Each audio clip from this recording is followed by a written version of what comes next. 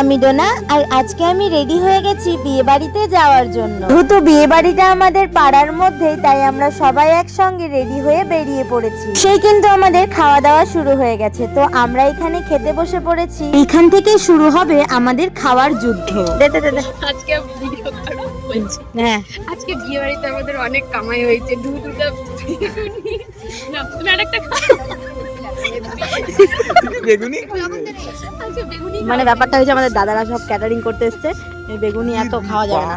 যারা ক্যাটারিং করতে এসেছে বলে কথা, আমাদের এখানে একটু বেশি ফ্যাসিলিটি দিয়ে ফেলেছে। তোমরা যারা আমার ভিডিও দেখো তারা জানো যে আমি বিয়ে বাড়িতে গেলে 2 থেকে 3টা বেগুনি নিয়েই নিই। খাওয়া দাওয়াটা না ঠিকঠাকই চলছিল, কিন্তু যখনই পাতে মাটন পড়ে, আমার পাতা থেকে সবকিছু কেমন করে জানি গায়েব হয়ে ব্যাপারটা যায়। সব তো নিয়েই নিলি টাকাতে। ভাই কি রে তোর রিটেক করছিস এটা আমার ছিল, জানিস না এটা আমারই ছিল, আমি দিতে পারবো না। ও নাই তো মানে কে নিচ্ছে ভালো মাংসগুলা? এই যে এই ছেলেটা নিয়ে নিয়ে পালাচ্ছে।